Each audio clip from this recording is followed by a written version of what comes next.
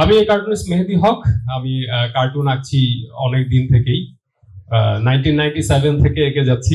এখন আমি new age পত্রিকাতে সিনিয়র কার্টুনিস্ট হিসেবে কাজ করছি। আর আমার একটা পাবলিকেশন আছে ঢাকা কমিক্স, যারা কমিক বুক ফলো করেন হয়তো নাম জানেন। এটা হচ্ছে বাচ্চাদের এবং একটু বড়দের কমিক্স, কার্টুন ইত্যাদি নিয়ে আমরা কাজ করি। আমরা কমিউনিকেশন ম্যাটেরিয়াল তৈরি করি সেখান থেকে।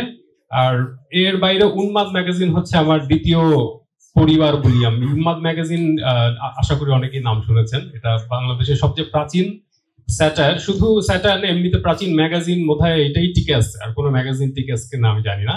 এনিওয়ে, এইটা আমার থার্ড টেড টক, এবং আমি এখানে আমার একটা নিজের কাজ করার সুবাদে একটা যে রিয়েলাইজেশন বা যেটা একটা উপলব্ধি বা যাই বলেন, এই আইডিয়াটা আমি মনে করি আপনাদের সাথে একটু শেয়ার করা যায়। আচ্ছা, আমি এখন আমার প্রেজেন্টেশন ঢুকে যাচ্ছি। আমি আঁকা শুরু করি আমি যখন একদম ছোট। স্বাভাবিক, এটা খুবই কমন স্টিরিওটাইপ একটা গল্প যে ছোটবেলা থেকে আমি আঁকতাম এবং খুবই পছন্দ করতাম, যা আঁকতাম যা ইচ্ছা তাই আঁকতাম যাকে বলে। এবং এখন আমি অলরেডি ডিটারমাইন্ড যে কার্টুনই আঁকবো, এবং কখনো আমি এখান থেকে বিচ্যুত হই নাই। যেমন আমার বন্ধুরা যখন তাদের 2 দিন পর পর মত পাল্টাতো, যে কেউ বললো আমি গোয়েন্দা হব, হ্যাঁ, কেউ বলতো যে না আমি ডাক্তার হব, আমি কিন্তু আমার লক্ষ্য থেকে আমি বিচ্যুত হই নাই। তবে আমার বন্ধুদের সাপোর্টে একটু পাল্টাইছি। যেমন কেউ যদি বলে গোয়েন্দা হবো, আমি তখন ঠিক করছি আচ্ছা আমি না গোয়েন্দা হলাম বন্ধুকে সাপোর্ট করতে, বাট এমন গোয়েন্দা যে আসলে ড্রয়িং করে। হ্যাঁ, সো ইউ ক্যান সি যে আমি ফিক্স ছিলাম। তারপরে হয়তো কেউ বললে না আমি পরের স্লাইডটা যাচ্ছে না বোধহয়, এই যে কেউ বললে আমি হয়তো স্পেসে যাব, হ্যাঁ, নভোচারী হব। তখন আমি ঠিক হলাম ওকে আমিও নভোচারী হব, কিন্তু আমাকে ড্রয়িং করতে হবে। সো এরপরে যখন বলো ডাক্তার হব, ওই সময় আমি ঠিক করলাম যে ওকে ডাক্তার হবো, বাট আমার ড্রয়িং থামাবো না। যে আমি অলওয়েজ খুব ডিটারমাইন্ড ছিলাম আমার কার্টুন আঁকায়। তার মানে ক্যারিয়ার বলতে আমি যাই বুঝতাম, পাশাপাশি কার্টুনটা অলওয়েজ আমার মাথায় ছিল, যেটা আমার আঁকতেই হবে, আদারওয়াইজ আমার ভালো লাগতো না, মজা লাগতো আর কি।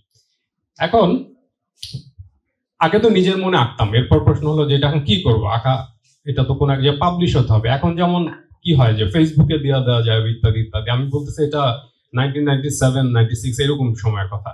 তো তখন একমাত্র উপায় ছিল এটা কোনো একটা পত্রিকা, মেবি উন্মাদ, মেবি অনেক পুরোনো ম্যাগাজিন যেগুলো বন্ধ হয়ে গেছে, সুগন্ধা ছিল, বিক্রম ছিল, আপনারা অনেকে হয়তো জানেন, সেটা অনেকে জানেন না। তো সেইগুলিতে পাঠানো। এবং আমি যখন আঁকতে থাকি, আঁকতে আঁকতে যেটা হলো, এক সময় আমি পত্রিকাতে যখন পাঠানো শুরু করলাম, আমি ফাইন্ড আউট করলাম যে হঠাৎ একদিন একটা পত্রিকায়, এবং সেটা লাকিলি উন্মাদ, তারা আমার ম্যাগাজিনে, তাদের ম্যাগাজিনে আমার একটা কার্টুন ছাপে। তো that was an amazing experience, যে একটা কার্টুন, এবং এটা অবিশ্বাস্য। আমি জানি না এখন এতটা এক্সাইটেড সবার লাগে কিনা যাদেরটা ছাপা হয়, কারণ এখন অনেক এক্সপোজার, অনেক বেশি অনেক কিছু, বাট তখন একটা জিনিস পাবলিশ হওয়া মানে এটা একটা অসামান্য ব্যাপার। আচ্ছা, এবং তারপরে যেটা হলো, আরো অ্যামেজিং একটা ব্যাপার ঘটলো, সেটা হচ্ছে এটার জন্য টাকাও পেলাম। হ্যাঁ, মানে ছাপা তো হলোই, উল্টা আমাকে এর জন্য বিল দিল, এবং আমার মনে হলো যে এইটা তো ভাবি নাই, হ্যাঁ, এটা তো ভালোই লাগছে, খারাপ না। এবং আমার তখন মনে হলো ওয়েট আ মিনিট, একদিন তো আমি এমনি এমনি আঁকতাম, টাকাও পাওয়া যাচ্ছে। So you can say about মানে উইথ মাই এক্সপ্রেশন, আমি যদি আরো আঁকতে থাকি, মানে প্রতিদিন আঁকতে আঁকতে আঁকতে এত আঁকবো যে টাকার সাগর হয়ে যাবে, সাগর না তো পাহাড় বা যাই বলি, হ্যাঁ, মানে টাকার মধ্যে আমি ভাসতে থাকবো। আপনারা দেখতে পাচ্ছেন থট বাবলে, আমি জানি না তো দূর থেকে বোঝা যাচ্ছে কিনা, ওইখানে আমি টাকার মধ্যে লাফালাফি করতেছি। হ্যাঁ, সো সাডেনলি আমি যে জন্য এই আইডিয়া বলি, উপলব্ধিটা বলি, আমার যে এক্সপিরিয়েন্সটা সেটা আমার কিন্তু অবজেক্টিভটা পাল্টাই গেল। আমার মনে হলো যে ওকে, মানে ড্রয়িং আঁকতে ভালো লাগে, দ্যাটস ফাইন, বাট আরো মজা হচ্ছে টাকাটা পেলে তো আরো ভালো লাগতেছে। হ্যাঁ, এবং তখন বয়স কত, আমি ক্লাস 9-এ পড়ি, তখন 8-9 তখন। এবং রিয়ালিটি হলো, আমি যত ভাবলাম যে একের পর এক আঁকবো আর প্রচুর টাকা আসতে থাকবে, তখন যেটা হলো, আমার যে আইডিয়াটা আগে ছিল যে যা ইচ্ছা তাই আঁকা, যেটা খুশি সেটা আঁকা, হঠাৎ করে দেখা গেল আমার সেই থট বাবল বা চিন্তায় কয়টা আঁকছি এবং কয় টাকা পাবো, এই ক্যালকুলেশন চলতে থাকলো। যে ওই সময় অনেকগুলি পত্রিকা ছিল, ভোরের কাগজ, ওদের একটা ব্রডশিট ছিল, সেইখানে কার্টুন আঁকা হতো। আমি জানতাম যে একটা কার্টুন, এটা অনেক আগের কথা বলছি, একটা কার্টুন তখন 200-300 টাকা বিল ছিল। হ্যাঁ, 98-99, সেটা আমাদের কাছে অনেক টাকা। এবং 3টা কার্টুন ছাপা হলে 600 টাকা, মানে অলওয়েজ আঁকার সময় মাথায় কাজ করতে যে কবে ছাপা হবে, কবে টাকাটা পাওয়া যাবে। বাট রিয়েলিটি হইলো আসলে বিলটা এত পাওয়া যাইতো না।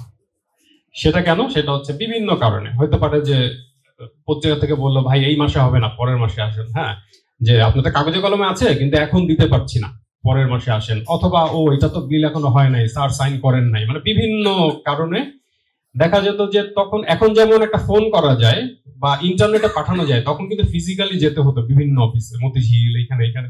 তখন দেখা যেত আপনার কনভেন্স যা যাচ্ছে এই তুলনায় বিল নগণ্য বা বলতে গেলে নাই। এবং আমার কিন্তু তখন মন খারাপ হওয়া শুরু হলো, কারণ আমি টাকা পাচ্ছি না, আঁকতেছি, এত কষ্ট করতেছি, সর্বোচ্চ দিয়ে কাজ করতেছি, ইত্যাদি হচ্ছে না। তো আমার খুবই ডিপ্রেসিং একটা টাইম শুরু হলো। এবং আমি তখন কত মানে 16-17, মানে বলা যায় যে ওই সময় আমি ক্যারিয়ারের একটা খুবই বাজে দশায় পৌঁছে গেছি।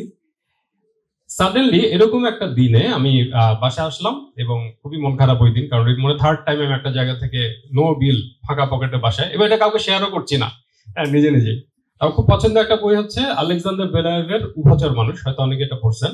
এবং পড়তে পড়তে এর ড্রয়িং গুলি আমার খুব সুন্দর লাগতো, একজন রাশিয়ান আর্টিস্ট সম্ভবত তার আঁকা। আমি দেখে দেখে একটা স্কেচ করা শুরু করলাম, জাস্ট ফর ফান। এবং করার পর যেটা হলো, আমি হঠাৎ রিয়েলাইজ করলাম যে এই ড্রয়িংটা আমি এমনি এমনি করেছি, এটার জন্য আমাকে কেউ টাকা দিবে না, দেওয়ার কথাও না, কোনো সম্ভাবনাও নাই। কিন্তু আমার যে একটা অসাধারণ ভালো লাগলো ড্রয়িংটা করে, এটা আমি আসলে হারাই ফেলছিলাম। মানে ছোটবেলায় যে জন্য আমি কাজটা শুরু করছিলাম ফার্স্ট প্লেস, যে ভালো লাগতেছে তাই করতেছে, এবং আমার টাকার কথা আমি তো তখন ভাবি নাই।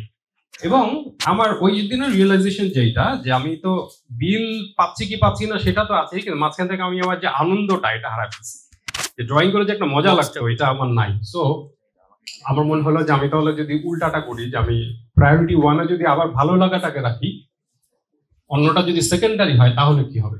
এবং আমি মনে করি এটা আমার লাইফের একটা অনেক বড় রিয়েলাইজেশন, যে ইউ নিড মানি, তাই না? মানে এমন না যে টাকার দরকার নাই, বাট এটা একটা ইন্টারেস্টিং কথা আছে যে মানি হচ্ছে আপনার, ধরেন আপনি গাড়ি করে কোথাও যাবেন, ফুয়েলটা হচ্ছে আপনার মানি, ফুয়েল ছাড়া যাওয়া যাবে না, বাট এটা আপনার ডেস্টিনেশন না, this is not the destination. তো এইটা আমাকে খুব ভালো মতোই করলাম। That was the drawing. আমি এটা ওই 2000-এর আগে, ইনফ্যাক্ট এটা বোধহয় 98 সালে এই স্কেচটা আমি রেখে দিছি আমার, কারণ এটার পরে আমার মনে হয়েছে যে এটা করে যে আমি একটা মজা পাইছি, এই রিওয়ার্ডটা আরো বড়, যেটা আমি হারাই ফেলছিলাম। এবং তারপর থেকে আমি ইচ্ছা মতো আঁকা শুরু করলাম, কারণ তখন আমি জানি যে আমি বিল পাওয়াটা আমার জরুরি না, আমার আনন্দটা জরুরি।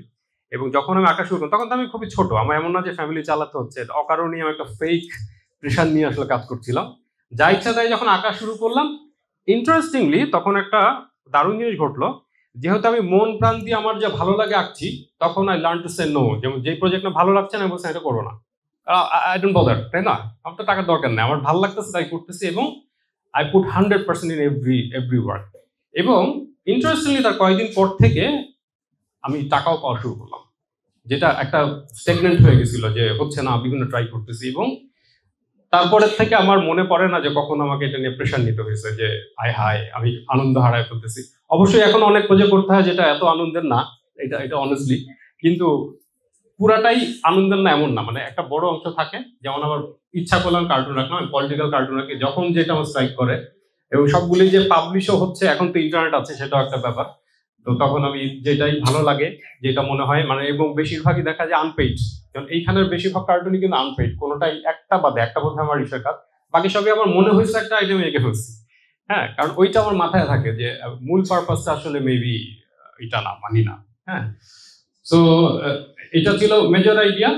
আর এখন আরেকটা জিনিস যেটা সবাইকে বলে শেষ করবো, ইয়ুথদের, যে এখন আরো একটা ভেগ ইন্টারেস্টিং জিনিস সামনে চলে আসছে, সেটা হচ্ছে যে কি বলা যায়, ডোপামিন, তাই না? মানে টাকাও না, এখন মেবি আরো ভেগ এবং অ্যাবস্ট্রাক্ট একটা জিনিস, দ্যাট ইজ লাইক। মানে আমি যেমন বললাম না যে আমি আসলে টাকার জন্য ভাবছিলাম, এখন তো আরো ভেগ একটা জিনিস, যে অনেক artist, not only artist, content ক্রিয়েটরের মেবি একটা হচ্ছে রিচ, লাইক বা ইত্যাদি।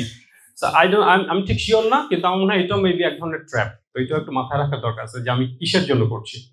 তো that was my presentation. Thank you everyone.